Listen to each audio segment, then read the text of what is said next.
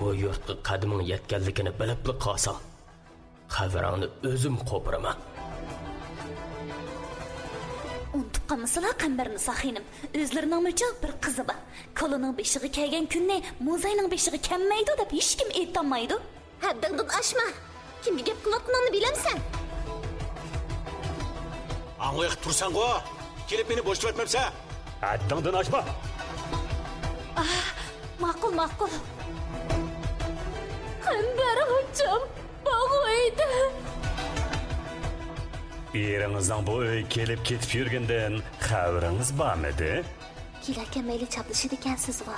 Hocaqinizcho, sizdakda natchilarni gapga unutib, bugunga ulashgan. Xotin kishi bo'lsam-mu, erkakdek yashaydigan ayolman. Men siz bilan hargiz to'y qilolmayman. U mumkin emas. Mening sizlarga tekkinim. Mening Qambar. Qani desizlar? Qo'lig'im siladi. Voy yuragim. Voy mening dardlik yuragim.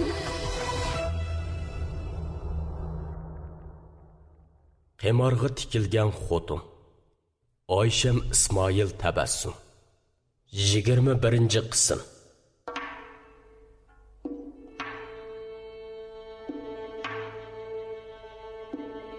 Shu kundan boshlab Zivarnisa o'zining 3 bolasi va Qambarnisa xonimning 2 bolasini qo'riq sirtidagi uyga o'rnashtirib, Gulsum bilan birga qarashga boshladi. O'zi bu uyda bo'lgani bilan Asiyodi Seyitboy va qaynonasida qolgan Zivarnisa kech-kunduz ularning amonligini tilaydi. Ularning ahvolini bilgis kelib, pat-pat qo'riqqa boradi-yu, Seyitboyning topshirig'i bo'yicha darvozadan kirgizilmaydi. Bu hol uning yuragini ezatdi. Bir yoqqa qarasa bollari.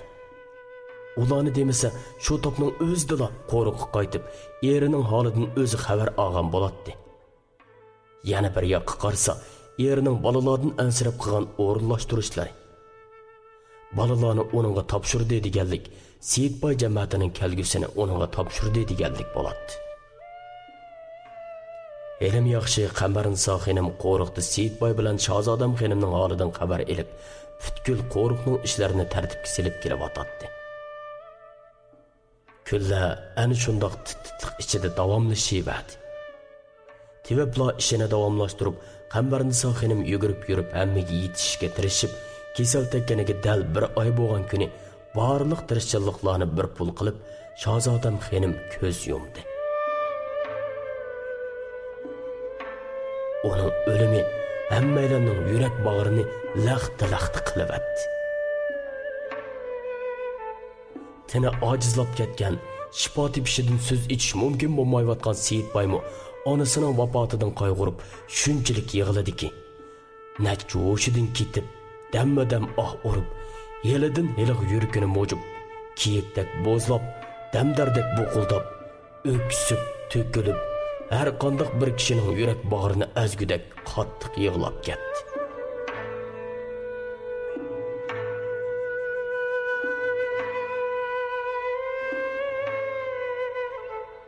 Uyda musibat ishi chiqqan ekan, Zivarnisa kelib, "Ha-ho" deyishmisi bo'lmaydi. Lekin u qaytib kelsa, bolalarning hammasini yolg'iz Gulsumga tashlab qo'yishga to'g'ri keladi. Bundoq bo'lganda o'ziningmi Seyitboy bilan Qambarnisa xonimningmi ko'ngli tinmaydi. Ulardan xotirjam bo'lolmaydi. Hozirgidek chog'da aqllardan, yangillardan yordam so'rash yo'qli bir gap. Shahzodam xonimning tuqqanlari hammasi musibat ishi bilan mo'shqo'riqda. Ulardan qaysidir birlariga mening o'rnimda bolamga qarab ba degili bo'ladi. O'yla, o oxiri ilgirki mahallasidagi qo'shnisi, ya'ni Qosim Polko'zning uyidagi vaqtda tam qo'shni o'ltirgan Havzixonni yodiga oldi. To'g'ri, dal shu bo'ladi. Uningdan boshqa hech kim bolalariga ko'yinib o'z ko'maydi. Mo'shularni xiyolidan o'tkazib bir qarorga kelgan Zivarnisa tuyanki mahallaga chaparman mangdirdi. ikki osh pishim vaqt o'tganda eliq chaparman kichik bir bo'g'ich ko'tirib olgan, qorliq kiyimlarni kiyib, beshiga oq ro'mol otgan Havzixonni ot arvasiga o'ltirg'izib, Zivarnisa turgan uyga ib keldi. Shundala Zivarnisa xotirjam holda bolalarni Havzixonga topshirib, o'zi qo'riqqa ketdi. Shahzodam xonim uzoq turg'izilmayla yuyib torilib yerlik qo'yildi. Teviplarmu yoqimliq kasal bilan og'rib qazo qilgan odamni uzun saqlashga bo'lmaydi deb taklif bergan edi. Undaq bo'lmaganda bu kasal yanama ko'p kishilarga yuqib qilib, oqibati mo'ljalligisiz bo'ladi. Yerlik qo'yish ishlari tamomlanib 3 kun o'tgandan keyin Seyitboy ko'pdan ko'p o'zir so'rab, mehmonlar va tuqqanlarni uylariga tarqab ketishga buyurdi. Hamda titrab, holsizlanib, hozirab turib, to'lima taslikda bir muncha gaplarni qilib, ularning onasining jinini olgan bu mudhish kasal giribtor bo'lib qilib, oilasidagilarni umrlik azobda qo'yishni xohlamaydiganligini, ishlari va salomatligida yaxshilanish bo'lib qolsa, onasining qirqida hammalarni yig'ib, o'z qo'li bilan choy qo'ydiganligini, shuninggacha agar mumkin bo'lsa onasiga xayrixohlik qilganning o'rnida ko'proq yetim o'g'il, tul xotin, g'arib g'urbalarning beshini silab, qiyinchilik va ojizalarga yordam qo'lini sunishini umid qiladiganligini aytib, hammalarni yo'lga silib qo'ydi. Tuqqanlarmi Seyitboyning gaplarini to'g'ri tepib, uy ichiga osoyishlik, Seyitboyning kasaliga shifolik, hammalarga sog'lik tilashib tarqab ketishdi. Qambarnisa xonim bilan Zivarnisa Seyitboyga vakolatan qayta o'zini so'rab, yaxshi tilaklarni bildirib, hammalarni yo'lga soldi. Tuqqanlar tarqab ketgan kuni kechda Qambarnisa xonim hech kimga uqtirmay, marhum qaynonasi Shahzodam xonim kasal yotganda ishlatgan bir dona qo'lyog'liqni bir chini qiziq sho'rpaga xeyli o'zin chilab turdi. Ondan qo'lyog'liqni suzib olib, o't kuyib turgan o'choqqa tashlab etib, sho'rpini akirib titrab turgan qo'llar bilan Zivarnisaning oldiga qo'yib, uningga qaramaslikqa hamda jiddilashib ketayotganligini chandurmaslikqa tirishib, non o'shtigan bo'lib olib turib aytdi. Yangi tug'utliq turibmi? Yugurib yetim ishlarga qarishib mehmon uzataman deb bek charchab ketdingiz. Bu sho'rpini qizig'ida ichib birdan uxlab eling. Zivarnisa Qambarnisa xonimning chiroyidagi totirish, jiddiylashish va har qismi o'zgarishlarni ko'rmadi. Hech nimani o'ylamadi. Shu topda uning sho'rpi ishkisimi, uxlug'isimi yo'q edi. Bolalarni ko'rish istikida yurak yenib turgan Zivarnisaning sho'rpiga mayli tortmadi. Ammo Qambarnisa xonim uningga yolg'on rostlardan bir patmon kuyinib, xuddi chiroyli o'tayotgan och singil mazgillardagidek yepishib o'ltirib, bir chini sho'rpini zo'rlab ichirib atdi. Ondan chinini o'z qo'li bilan qo'riqning kaniga ep chiqib, necha 10 mo doir yerni egallab yotgan qo'mushliqning chatrak yerdan 1,5 metr cho'nqurlikda o'rak qo'lab, chinini shu yerga ko'mib atdi. Qaytib kirgandan keyin ikki qo'lini chuchuk bo'yi chilangan tuz suyida xeli uzun yuyib, shuningdek xotirjam bo'lmay, tevibqa bir chini yolpuzliq tuz suyi tayyorlatib, hammani ichib atdi. Zivarnisaning qo'riq sirtidagi uyga chiqib, bolalarni emitib kirish talabi Qambarnisa xonim tarafidan rad qilindi. Begimning yanida ham xon onamning musibatida saq 2 kun turdingiz. Kasallik balkim ustli boshlaringizga tiningizga o'tgan bo'lishi mumkin. Amdi begimning ahvoli yaxshilanib bo'lguncha u uyga bormay turing. Havzixon degan ayolga ishongan kansiz, oxirgacha ishonayli. Bolalarga kasal yo'qib qolsa bo'lmaydi. Uning kasal yo'qsa bo'lmaydi deb ko'zda tutayotgani shu uyda turayotgan qizi Gulbahram xonim bilan o'g'li Rustam edi. Zivarnisaning bolalariga nim bo'lsa mayli ediki, o'zining bolalariga yo'qtirib qo'yishga bo'lmaydi. Qo'lyog'liq chilangan sho'rpini ichgan ekan, bu kasal Zivarnisani yo'lga sep qo'ydi degan gap. Endi u bu kasalni ko'tirib shu uyga borsa, boshqalarga yo'qmay qolamdi. Shunlashqa Qambarnisa xonim har amallarni qilib ko'p tasalli berib, ko'nglini yasab, yeli tamoqiga, yeli chiyiga ko'ngil bo'lib, onalik qilib yurib, Zivarnisani u uyga zodila chiqqizmadi. Namancho'loq Seyitboy oilasida yuz bergan musibatdan kechikib xabar topdi.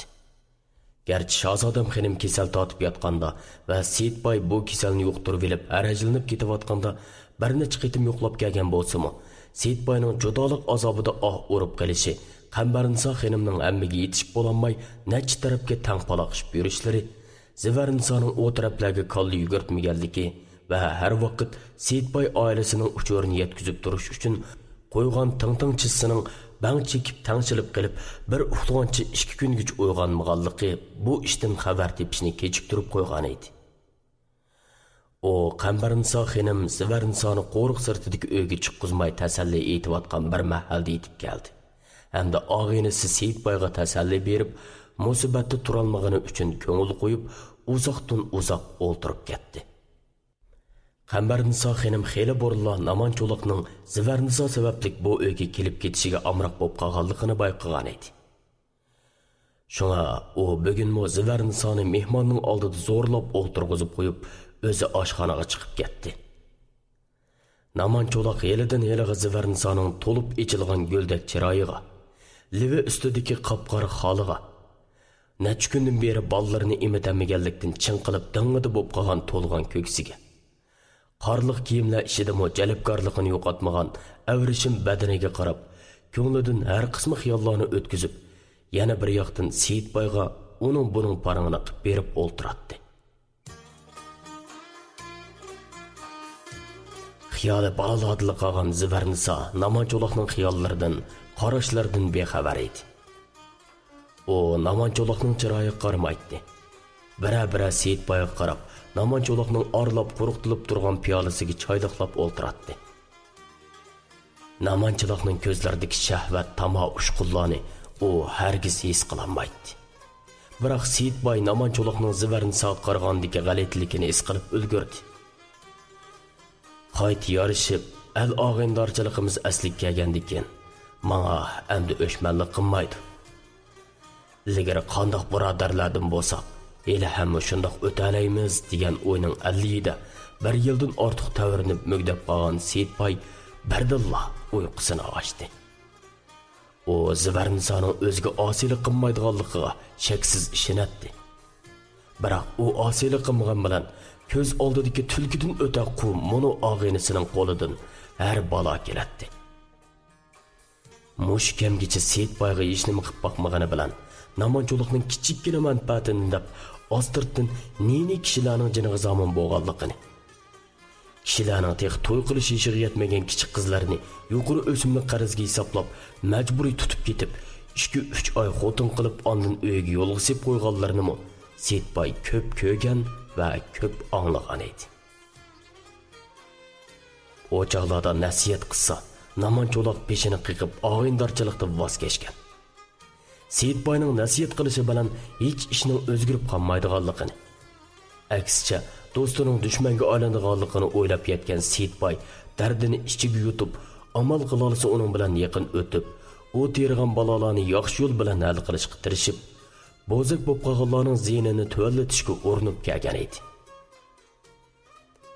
Bir yaxshi yo'ldagi odam bilan yana bir yomon yo'ldagi odamning qadinas do'stlardan bo'lib qolishi mana shu vajidan. Shundaqla Seyitbayning dadisi marhum Mamtimin karvon oyat vaqtidami o'g'li ko'p yo'l ko'zitib, yomon yo'lladimi, yaxshi yo'lladimi ulfatlaring bo'lsin. Yomon yo'lladagi ulfatlaring va yaxshi yo'lladagi ulfatlaring ichki siringni butunlay bilib ketmasin. 3 qadam ilgirlagan bo'lsang, 1 qadam chekinishga imkoniyat qoldir. O'zingdan boshqa hech kim ishonchlik ulfating emas degan edi. Seyitbay dadisining hamma gaplarini esida chang tutdi. Hamda hayot yo'lida mash'al qildi. Degandek azaldan ezib boqmadi va dadisi boshlagan yo'lda mengib pushaymon qiladigan ishlar yuz berib boqmadi. Mana hozir bu og'inisi Namancho'liq dadisi Mamtimin karvon aytgan nurg'un so'zlarning rostligini isbotlab, Seyitbayning o'z xonasida ko'z oldida xotiniga ko'z selib turibdi. Demak, bu Namancho'liq umrlik ro'zg'or bo'ladigan birisi emas. Bu birodari yo'li bir bo'lsa-mu ko'ngli boshqa, niyati yomon tulki. Demak, u Seyitbayga maqsadli yiqilishib, nimanidir ko'zlab, lalmalik qilib yurgan nomussiz bir ish.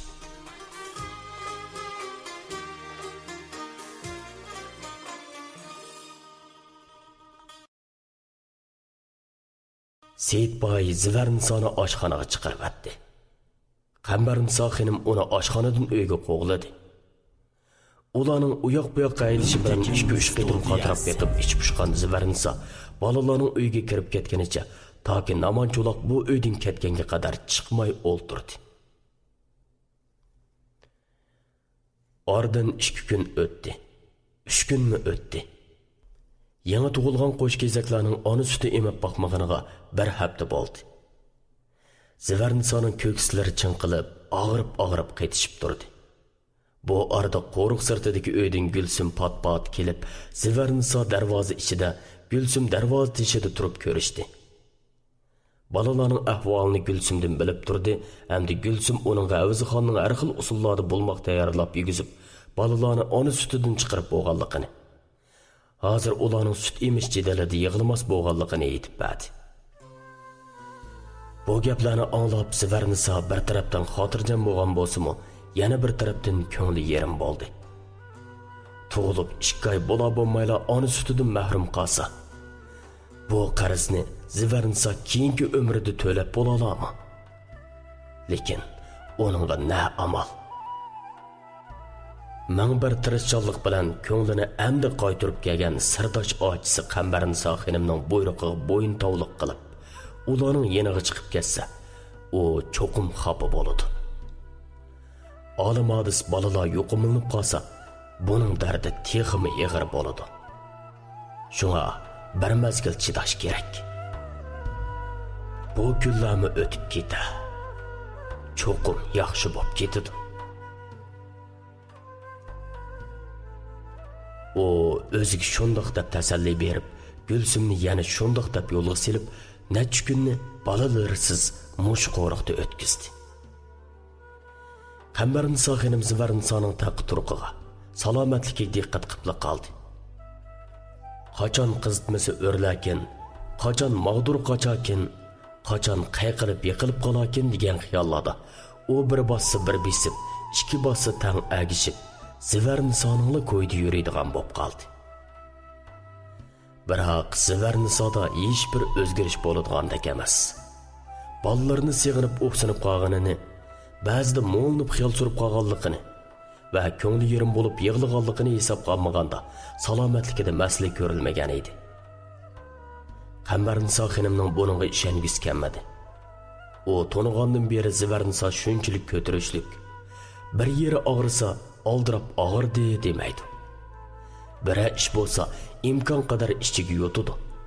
Yenidikilarga bildirgisi kelmaydi. Ularni avora qilib, o'zi uchun bosh qotirg'ili sep yurmaydi. Yenidikilarga eg'ri tushib qilishdan ansiraydi. Shunga bir yeri og'risimi, mag'dur uzilsimi, holsizlansimi, amal bor, hech kimga bildirmay yuradi.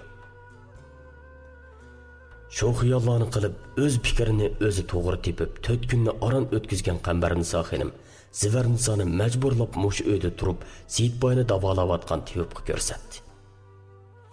Tevib uni tafsili tekshirdi. Tomirini tutib, tilini va ko'z iqini ko'rdi. Peshoni, bo'yin, guran tomirlaridan, olqon va toponidan qizdmisini topmoqchi bo'ldi. Lekin uningda qizdma yoki boshqa yuqumlish alomati bayqalmadi. Zivarnisoning sog'lom ekanligini, salomatligida hech qanday masala yo'qligini anglagan Qambarnisa xonimning ochiqda mengisi ving'ildab ketdi. Shuncha tasdiq belallab, timsiqlab yurib aron jafoda qilgan ishi natijasiz jimjitli o'tib ketibdi. Hozir mo'may hayot vaqtida ishlatgan hamma narsalarni birni qo'ymay ko'ydirib atgan tursa, ikkinchi qidim yana qilaman desa, kasal yuqtirish imkoniyati bor narsani nadin topadi. Zivarnisoni Seyitboyning yanada kech-kunduz o'ltirg'izib qo'ysimi, sal imkoniyati bo'lamdikin tam. Lekin Seyitboy kesalining ulog'im yo'qib qolishidan ansirab, hech qaysisini yanada ancha turg'ili qo'ymayotmamdi. Endi qanday qilish kerak? Qambarnisa xonimning ichi titildab, Zivarnisa uning ko'ziga texmi sat ko'ringanda turdi. Nimaga doğru ochiqlab chiqivilish, qoch-quchilarni tarang-turang qo'yish, qilgan ishidan qusur tepish va paytikasi zaharni sanchivilishlar mərhum qeynanısı hayat vaqtida bayqab qalğan çağdakidəkla əvəcəyib qaldı.